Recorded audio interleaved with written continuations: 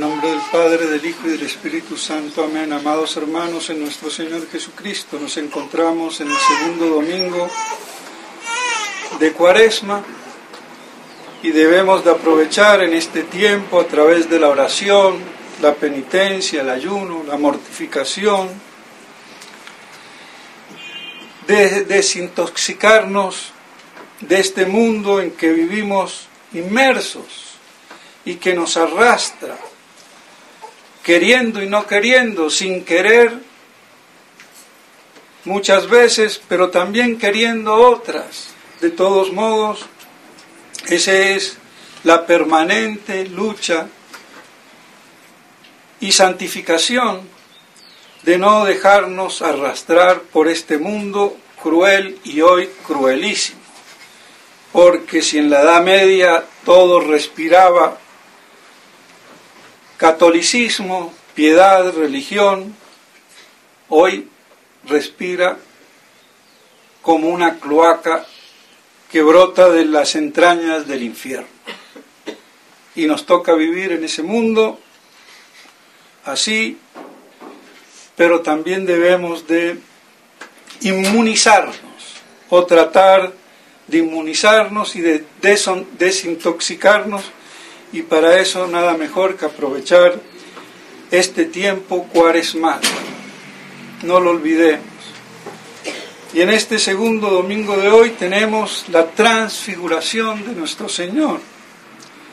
Transfiguración que se da dentro de un contexto que hay que conocerlo bien para que no pase desapercibido su connotación profética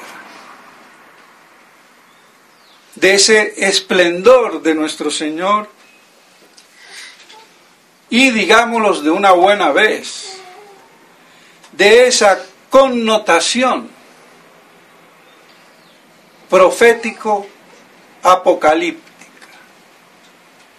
Y no me invento nada, pero hay que leer las Escrituras en ese contexto para poderlas inteligir. Lamentablemente, la tradición que nos llega a través de la predicación y de la doctrina por los hombres de iglesia, de esto ni mu no existe. Sin embargo, el padre o monseñor, que sin ser obispo, pero tenía el título de monseñor Straubinger, lo dice en sus comentarios a la Biblia, y que es la mejor Biblia que tenemos en lengua castellana, y quizás mejor que todas las otras Biblias, por la traducción del original, o los originales, o los textos más antiguos, y por la cantidad de notas patrísticas y también propias de él.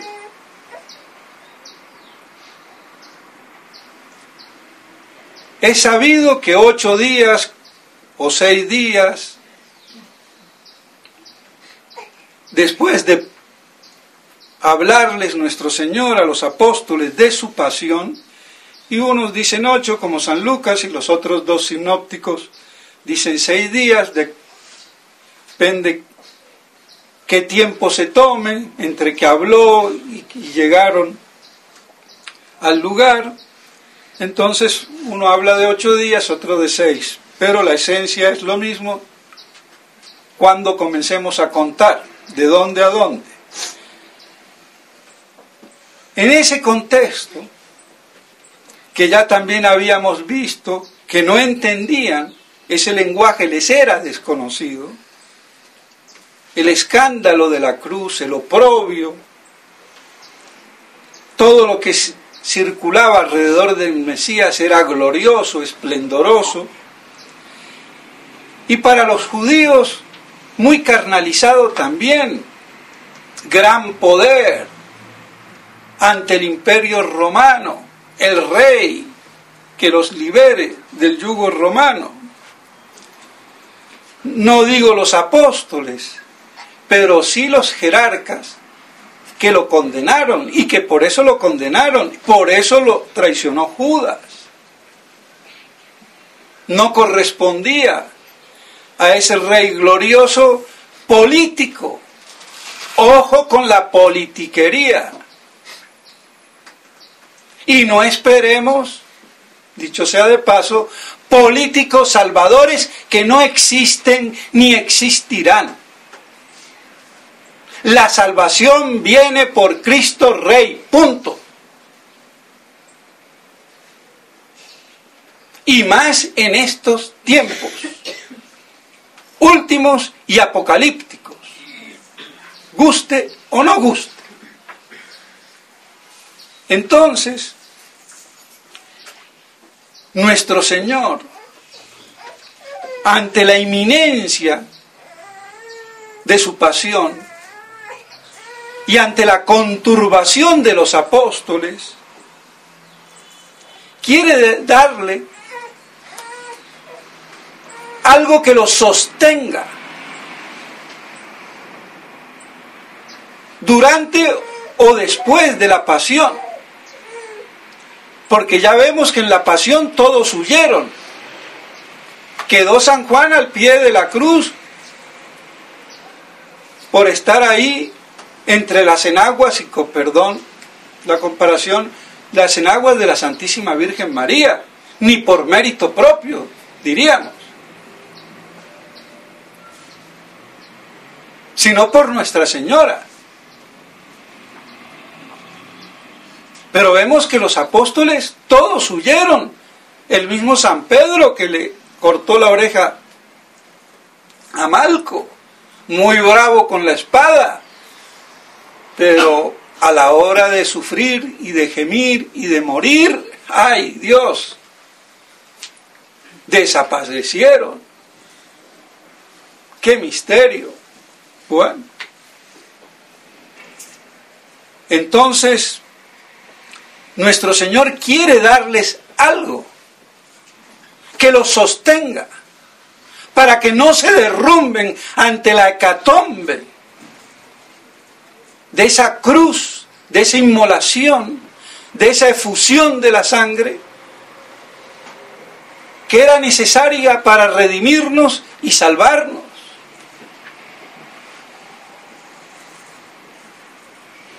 Y elige a 3, podía habérselos llevado a todos.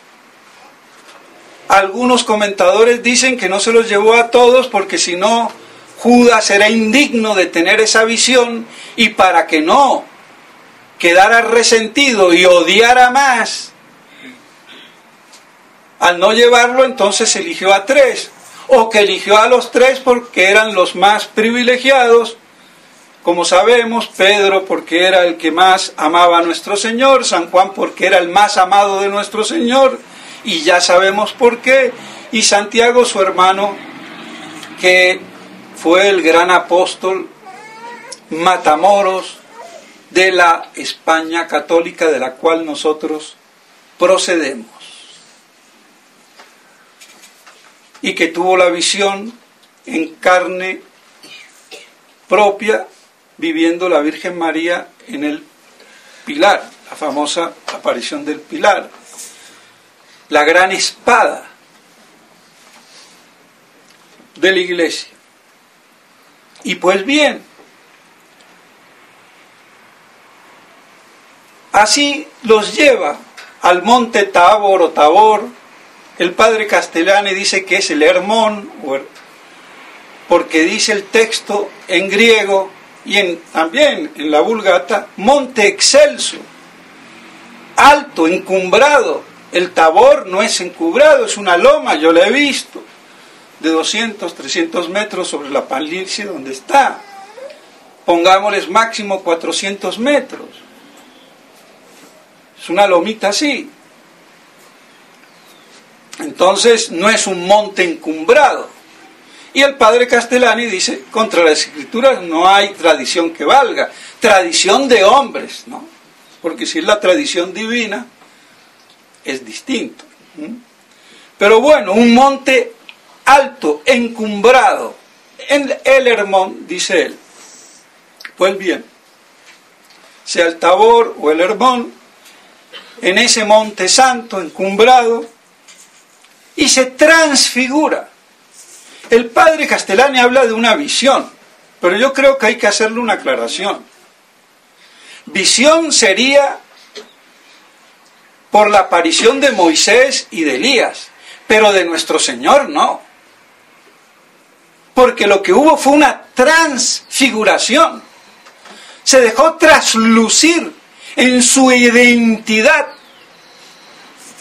divina, irradiando en el cuerpo glorioso que le correspondía por derecho de la encarnación en la unión hipostática, que fue reprimida para ser susceptible y pasible de morir en la cruz, porque como cuerpo glorioso y resplandeciente no podía morir ni sufrir, evidentemente. Entonces esa represión llamada anonadación, como hacerse nada, la divinidad eclipsada, que no redundaba en el cuerpo, aunque en el alma estaba en su parte excelsa, espiritual del alma, que también tiene funciones biológicas y vegetativas, pero en la parte superior espiritual del alma, porque nuestra alma es espiritual, entonces ahí había la permanente visión beatífica. Otro misterio más, con plena visión beatífica, sin que se redunde en el cuerpo su divinidad, como correspondía, pero gozando en medio del sufrimiento su alma también por la visión beatífica en la plena crucifixión. Nos desborda.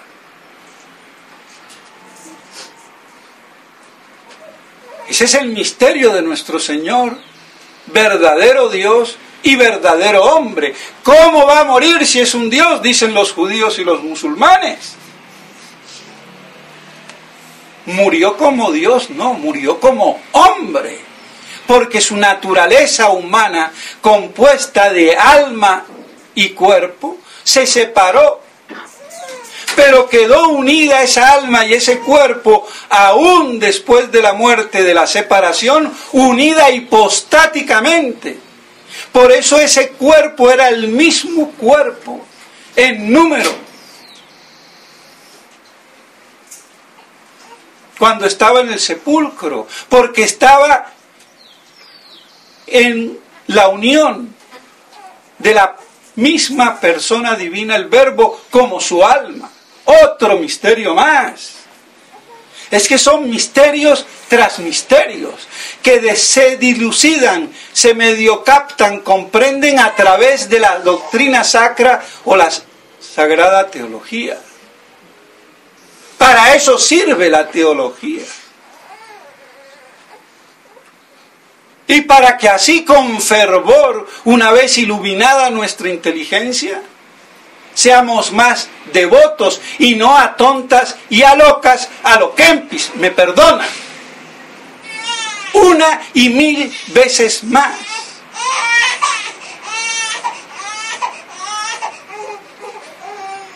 Porque caemos en la beatería sin doctrina, pietas sin doctrina, y el adagio es pietas cum doctrina, piedad, fervor, santidad con doctrina, con sabiduría.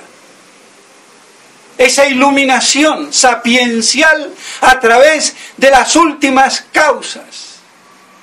Y en esto, en las causas de las causas, en Dios mismo, como Él se contempla y es, en su ser pleno y eterno.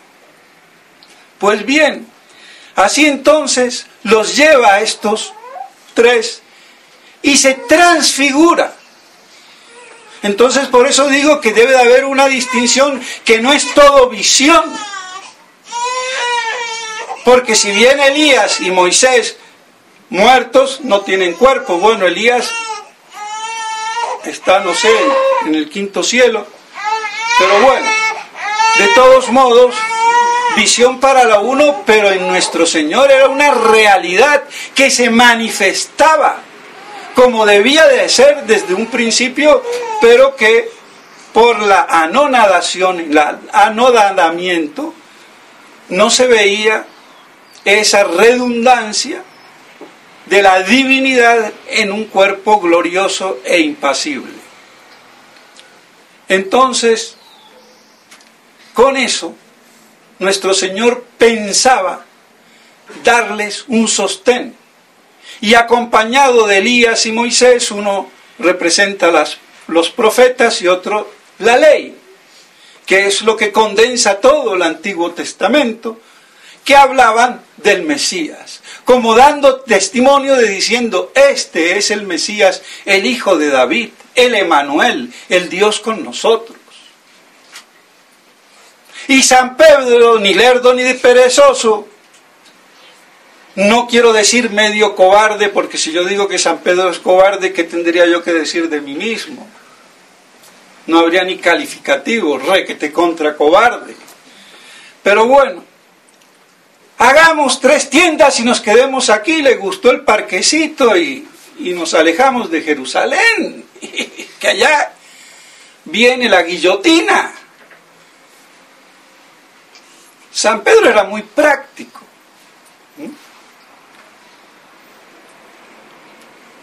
Entonces, se despiertan, habiendo oído esas palabras, después que San Pedro cuenta que fue en el monte, este es mi hijo bien amado, escuchadle. Y San Pedro dice en su segunda carta, capítulo 1, versículo no sé si 16, ya me estoy volviendo medio protestante, me conozco algunos articulillos y capítulos y con eso desabiendo, porque de teología los protestantes nula, no hay teología verdadera sin fe, así de claro. Entonces, ¿qué pasa? Él dice, nosotros oímos esas palabras en el Monte Santo. ¿Cuál es el Monte Santo? El de la Transfiguración.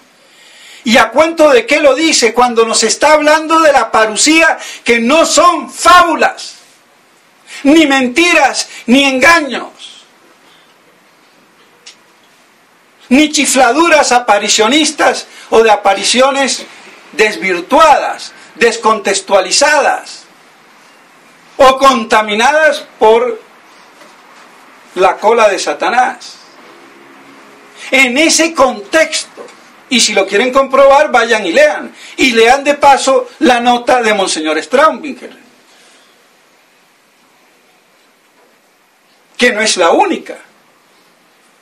Entonces es el mismo San Pedro el que me está diciendo que la transfiguración fue la visión que tuvieron cuando oyeron esas palabras. Para ver qué, vieron qué, sí, la gloria de Dios, el reino de Dios. Pero el mismo San Mateo dice, viniendo el reino de Dios. Si es el cielo, no es viniendo, será subiendo, porque nosotros subiremos al cielo si morimos en gracia, pero no viniendo. ¿Qué reino viene? El de Cristo Rey. ¿Cuándo? El de su parusía. Por eso Teofilacto, en la Catena Aura, obra magistral,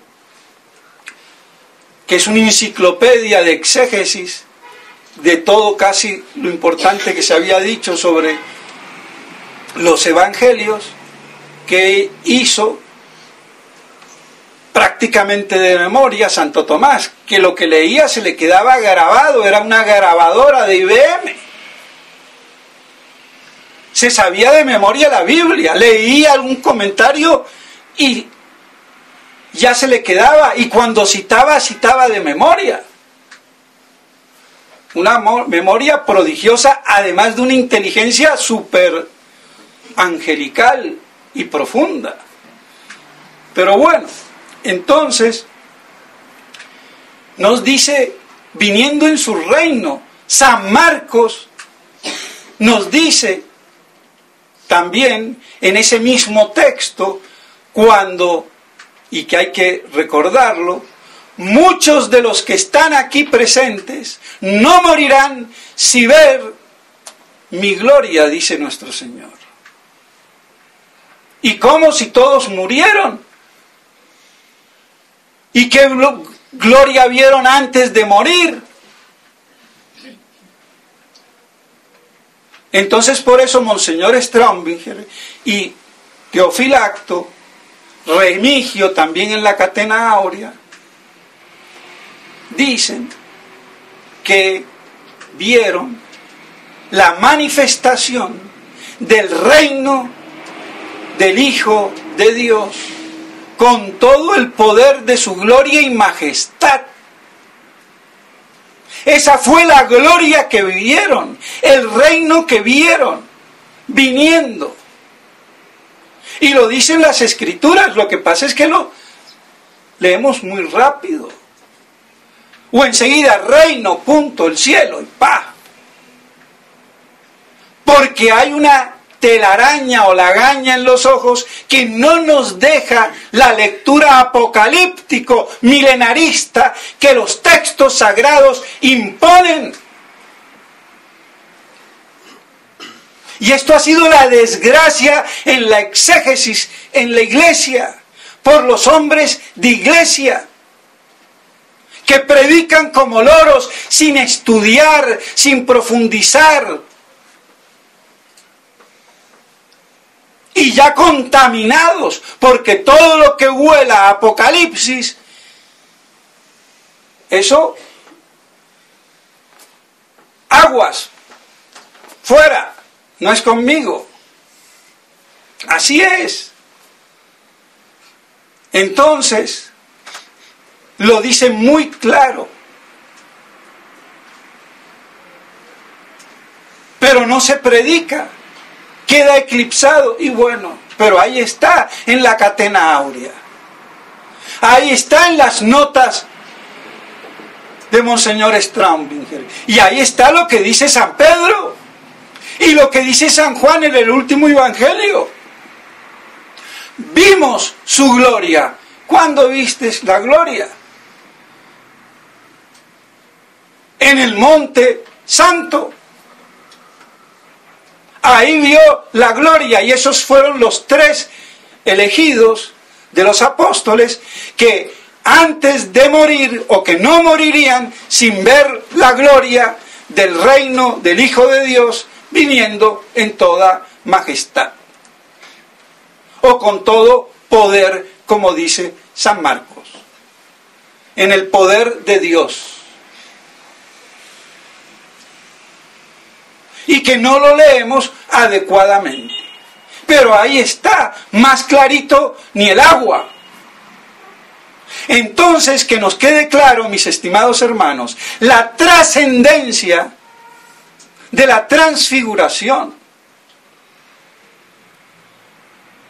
en la que se revela esa majestad de la gloria de Cristo volviendo en su parusía para que se mantengan ante la hecatombe de su muerte en la cruz y no se desplomen los apóstoles, y así ellos consoliden a los otros que no la vieron y pasaran el trago amargo, y así entonces eso nos sirva también a nosotros para que traguemos sin escandalizarnos el trago amargo de esta hecatombe eclesiológica apocalíptica, del derrumbe de la jerarquía de la Iglesia, usurpada en su cúspide desde el Vaticano y de Roma, con todas las falsas doctrinas y herejías, Y con Bergoglio, que dicho sea de paso, yo no me lo creía porque a mí esas cábalas y numeritos, pero una vez, dos veces y a la tercera que Bergoglio da el 666, bueno, vamos a ver qué es el cuento. A mí me da lo mismo, porque para decir que es el anticristo religioso, él, como toda la serie de papas posconciliares, no lo tengo la menor duda. Pero si de paso le encaja el número, todos saben que Internet, la IBM, toda la internética tiene un código, un lenguaje virtual para la computación, y todo el Internet se maneja con un lenguaje. Así como los animales tienen uno, nosotros tenemos otro, pues también esto tiene un lenguaje, una codificación, y es en el código ASCII, que sirve para la IBM y para todo esto,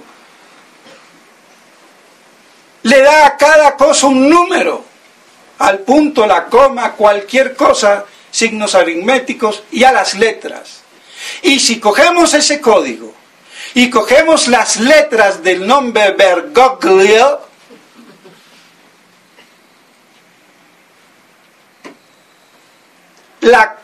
cada letra corresponde a una cifra, y sumamos esa cifra y da eureka, 666. ¿Será por eso que el desgraciado dicen recen por mí?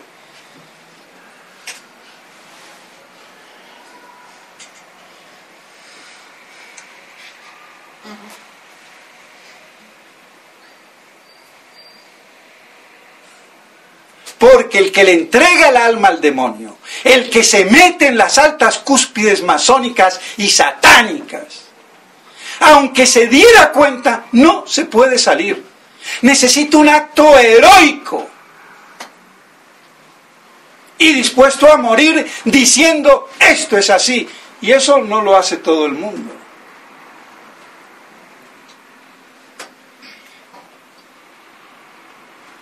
Y si se dan cuenta, no pueden salirse. Están atrapados, le han vendido el alma a Satanás. Y la única manera de desvenderla es ese acto heroico, sabiendo que muere, pero bueno, por lo menos confesando. Pero eso no es de la mayoría, y eso es lo que acontece con todos aquellos que han pertenecido a la masonería en los altos cargos, no los bobalicones de turnito. Pero el que está en la cúspide no puede. Así que, si oyen mis sermones en el Vaticano, no por la importancia, sino por monitoreo, por la agencia vaticana, que le llegue, bueno, él sabrá, porque eso cuántos no lo dicen, pero, a ver, porque sigue el desgraciado teniendo un alma. Pero bueno, Dios sabrá. De todos modos, y aquí ya me perdí del hilo donde iba, tenemos que en la transfiguración nos sirve para pasar a esa píldora amarga, así como la pasaron los apóstoles, pasarla nosotros en esta crucifixión de la iglesia,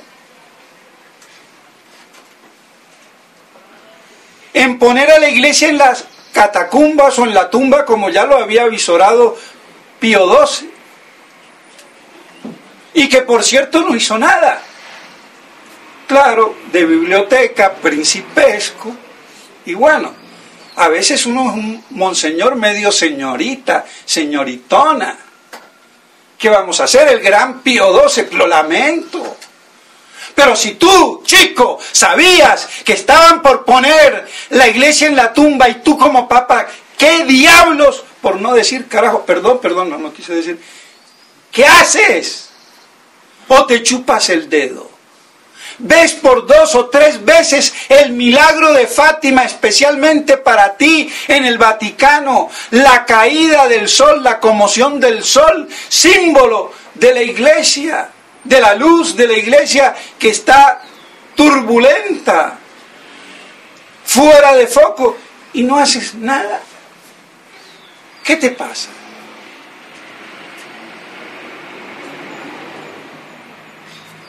¿Rodeado por quién? Por jesuitas, antifatimistas a morir. Ahí está el problema. Bueno, entonces, así traguemos esta píldora y nos sirva, mis estimados hermanos, para que no nos derrumbemos. Si se lo dio a los apóstoles, para mantenerlos en su pasión y muerte, entonces que nos sirva a nosotros para mantenernos en esta pasión, y no me atrevo a decir muerte, pero en cierto sentido muerte podemos decir de la iglesia en su parte humana, en la estructura oficial, que está muerta oficialmente la iglesia. A mí que no me hablen de jurisdicción de Roma, ni del Papa, ni de nadie, si son unos herejes jerárquicamente intrincados de pies a cabeza y de cabeza a pie. Que se den cuenta o no, me importa un rábano. Pero las cosas como son. Así de claro. Y no hay que ir corriendo a certificarnos por Roma prostituida, la gran ramera, por Dios, como quiere Monseñor Felé, como quiere Williamson y como quieren todos estos botarates de obispos que tenemos, porque no tienen ni la mitra ni el báculo bien puesto en la cabeza, ni sostenido con la mano. Son unos monigotes, y si no, que salgan a la palestra. A ver si les da el cuero. Por eso a mí me respetan, les guste o no les guste. Y se quedan chitos y callados. Porque no tienen argumentos. Así de claro. Y si los tienen, salgan. Y de frente. Nada de subterfugios. Ni poniendo a marionetas. A ver. Entonces vemos la gran connotación apocalíptica, profética de la transfiguración. Que eso se nos quede claro. Aunque nadie que yo sepa en la iglesia así lo ha predicado, pero se tiene que predicar porque es exegético. Está en la catena áurea, está en las sagradas escrituras. Me lo dice San Pedro, me lo dice San Juan. Entonces no tenemos escapatoria. Que esto no se haya visto, que no se haya predicado, y no es la primera vez que lo digo. Aquí estoy recordando y enfatizando, porque como la propaganda hay que decir Coca-Cola las 24 horas del día para que compres. Entonces hay que decirlo las 24 horas del día, si es posible, para que se nos meta en la cabeza.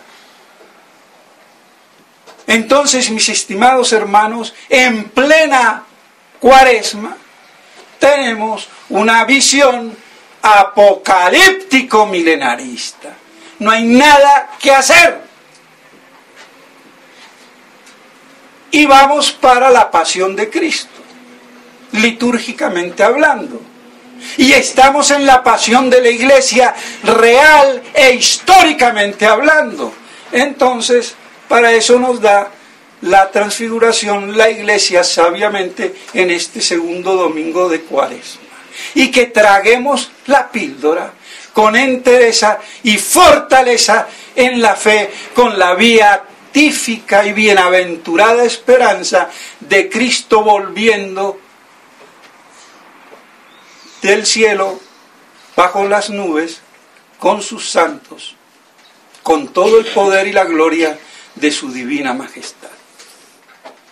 Entonces vemos cuán esperanzador y beatificante es esa parusía o segunda venida de nuestro Señor, que Él mismo se la dio en la transfiguración para consolidar a sus apóstoles cuando viniera el trago amargo de su muerte y crucifixión.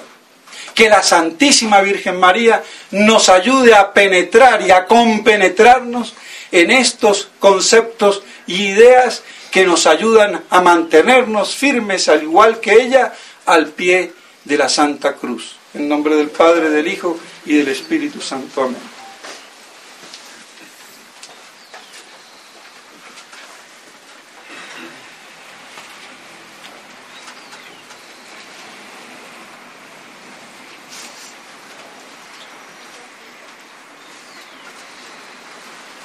Credo in unum